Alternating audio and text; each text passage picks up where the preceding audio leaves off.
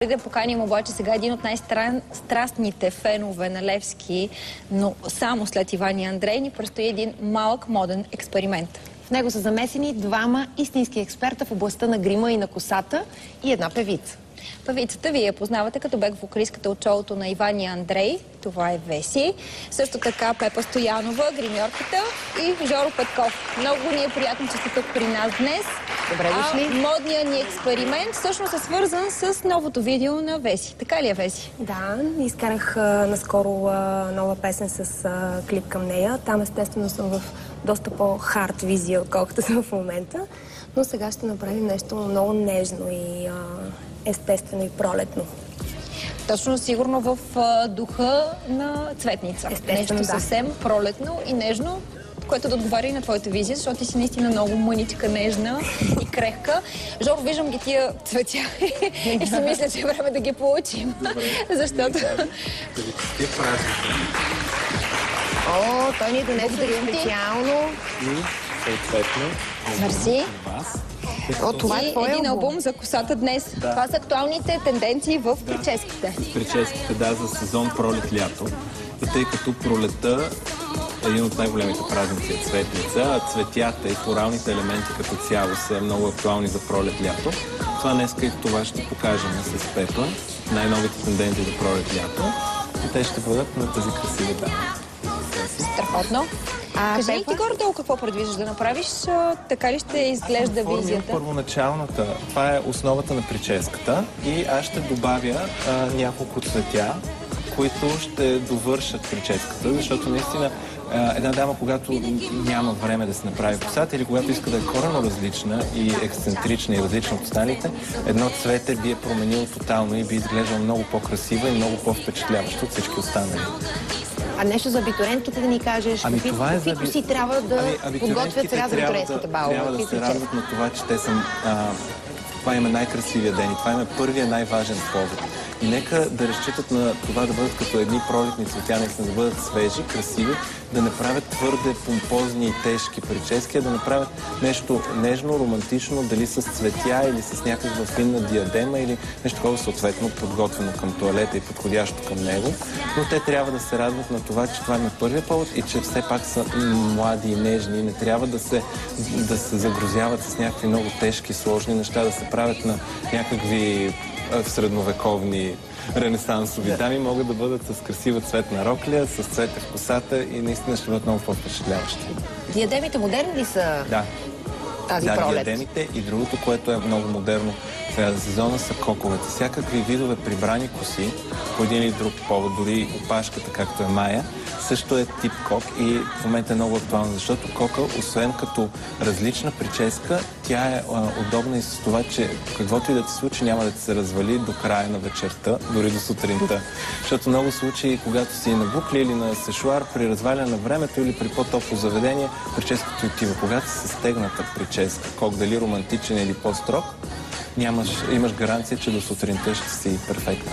А модерни ли са пера и такива неща да са вкарани в косите? Понеже видях тук една снимка с едно много красиво бяло перо.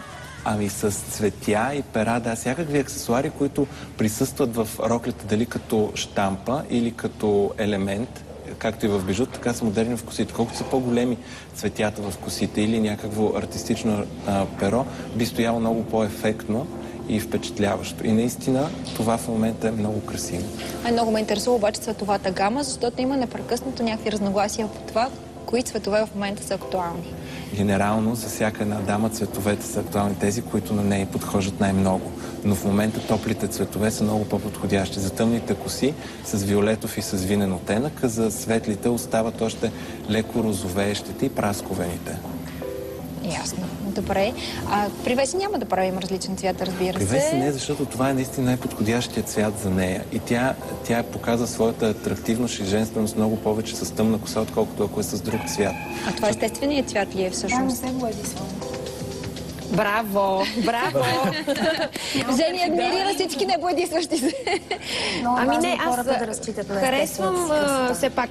Хората трябва да си, така, как се казва, да си поддържат тона на косата, но максимално близко. Може да се поддържа не само с промяна на цвета, дори в близка гама или само с промяна на оттенъка малко по-топъл за сезона или блясък. Да, мъже ли толкова омръзва един и същи цвят на косата, че направо в един момент може да гледаш по огледалото. С прическа, дори със същия цвят, като сменяш прическите в различни форми, вдигната, пусната, сплетена, накъдрена, ти пак разнообразяваш. Просто, което винаги можеш да добавиш допълнителни редове коса и да придобиеш друг цвят, без да си третираш косата, ако не искаш да я третираш. Добре, това при абитуриентите подходящо ли е? Да речем да вкарат някакви редове с различни цветове, да бъдат малко по-различни. Да, ако си поддържат хубав руст цвят или косата им не е боядисвана и не искат да я боядисват, винаги могат да добавят екстеншън, който е в друг цвят.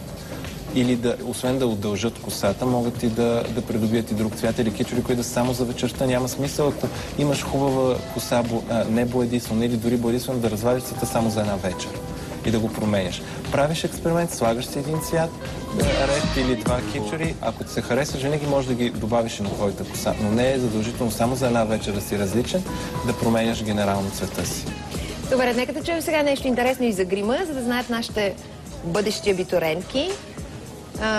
Какви са модерните цветове в момента? Разбира се, съобразени спрямо кожата, нали, и лицето, но какво е модерно в момента и какво те да си направят сега за предстоящите балове?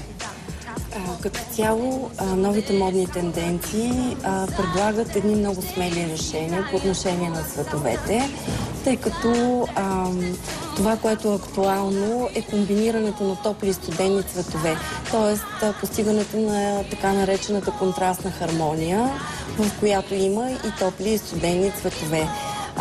Аз мисля, че в момента съм с и топли, и с студени. Да, има розово на бузите, розови устни, но жълто, зелено на очите. Това е доста трудно за постигане от човек, който не умее да борави с цветовете и не ги познава много добре.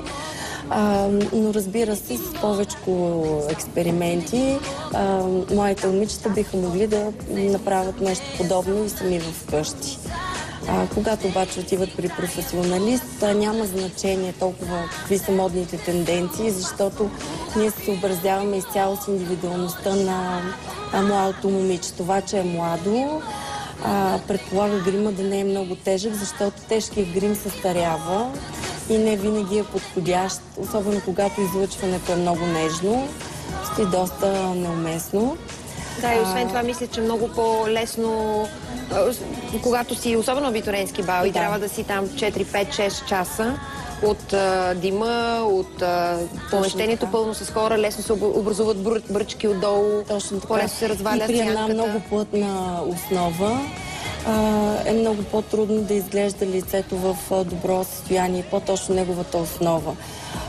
Важно, разбира се, и тена на самото момиче, цвета на очите, на косата, аксесуарите, цялостната идея, цялостната концепция за стайлинга, защото грима е една част от общата визия. Ние трябва да се образим, разбира се, прическата към грима и към облеклото. Нещата няма как да не са свързани, да не са подбрани тематично. Така че да стои цялостно момичето много красиво. Ние сега обаче ще направим един много нежен грим, пролетен, казахме на Веси. Не е особено нежен, аз това исках да кажа. Не е особено нежен. Просто е цветен и по случай хубавия ни празник. И по случай това, че е пролет. Ако искате да застанем тогава на бара, където вие ще имате достатъчно място да се развихрите, ние ще дойдем с вас съжени, за да може Жоро да си довърши прическата, която вече е започнал. Жоро.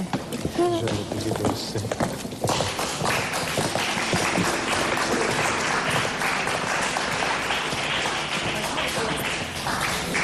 Така, вие ще можете ли да работите едновременно или... Добре, значи нека първо Пепа да започне тогава, защото сигурно ще има и малко повече работа с грима. Работа е най-лесна да края финалните штрихи. А ти вече имаш и цветята. Аз имам тези красиви цветя, освен че е цветница и са актуални. Ще бъде много по-лесно. Нека Пепа направи грима. Значи аз искам Пепа тук пак да каже за младите момичета, че трябва много да внимават с фона фондютена и коректора, който използват върху кожата си, за да нямаме огромни разлики между цвета на лицето и нашето деколте. Така наречения ефект на маска, която се получава наистина при неправилен избор на цвят и поради причината, че не довършват основата до край. Т.е. не продължават към вратлето.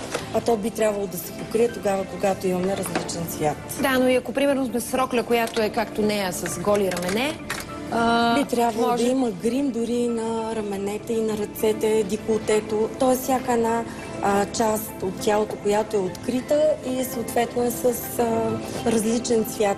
По принцип, лицето е в различен цвят винаги от тялото, на тялото, така че би трябвало да се намери някакъв среден цвят и вариант, с който да се направи възможно С очите ли започваме? Да, любимата ни част. с очите, като първо ще оформим веждите. Как ще оформим веждите? Какво използваме за това? Използваме една рязана четка, която е много удобна за работа. Съответно, използваме един съвсем естествен кафяв цвят. Точно това исках да кажа, че също трябва да се внимава. Ще попълним, ще запълним веждите. В никакъв случай те не трябва да бъдат по-тъмни. Цвета, с който запълваме, трябва да е максимално близък до естествения цвят. Да, и хубаво трябва да бъдат оформени веждите предварително. Задължително. Трябва да се опитаме да се постараем цвета на веждите да се доближава до цвета на косата. Точно така. В никакъв случай да не са черни, червени. Точно така. Руси жени с много тъмни, черни, подчертани вежди не изглежда особено добре. Дори при черна коса аз не препоръчвам черни вежди, защото те стоят малко страшно и зловещо и в природата се срещат много рядко. Те са така естествена даденост, не е проблем. Да, придава строгост на лицето, по принцип, по-тъмния цвят на вежди. И препоръчвам на момичетата също така да не изтъняват прекалено много веждите си, тъй като по този начин на изтъняване на веждите придава особено излъчване, не е модерно и в никакъв случай не носи никаква естетика. Добре, Жорко, аз тебе сега искам да те питам нещо специално. Значи, преди да дойдат баловете и преди да почнат да се подготвят, има ли някакви процедури, които трябва да правим с нашата коса, които все пак да съживят малко? Да... В принцип е хубаво всяка една дама да прави поне веднъж в месеца възстановяващи процедури за своята коса, защото колкото и да е поддържана, поддръжката на косата не свършва, когато тя излезе от салона. Винаги, когато тя излезе, трябва да взема подходящите продукти за нейната коса. Ако тя не ходи всяка седмица на фризьор, да се поддържа в къщи. Защото една добре поддържана коса от един добър фризьор е, когато препоръча правилните продукти на своя клиент за поддръжка и в къщи. Защото косата непрекъснато има нужда от маска, от балсам, от кристали, от всякакви възстановяващи. Добре, обаче ако хората нямат възможност да си купуват такива продукти, има ли нещо, което вкъщи сами можем да си го направим? Някаква домашна рецепта, някакви природна медицина, билки, нещо, което да ни подхранва косата? Масла, особено при по-сухите и при къдравите коси, също така и при третираните с изсветляващи бои, т.е. блондинките. Всякакви видове масла, арганово, бадемово и портокалово масло доста добре помагат на косата за възстановяване на структурата и блясъка. Да. Ако пък много често се омазнява косата и е по-фин косма, могат да се ползват ментово масло за основата, за изчистване на по-добре скалпа. Значи това е когато имаме по-мазна коса и когато имаме по-тънък косъм. Да, обикновено, когато е мазна косата и тънка. И затова се и залепва много по-бързо, за да не се налага всеки ден да се мият косата, да може да се прави поне през ден. След измиване ментово масло доста успокоява скалпа, охлажда го и може косата да издържи един ден повече. Да, значи ментово масло, скъпи зрители, а ние с Майчето ще ви оставим да си работите, ние с Майя ще отидем да се посрещнем нашия следващ гост. Ние ще да видим крайния резултат. Да. Защото вече става все по-красива, но само от едната страна за сега. Така че оставяме ви, а ние очакваме Ивена, която вече е на нашата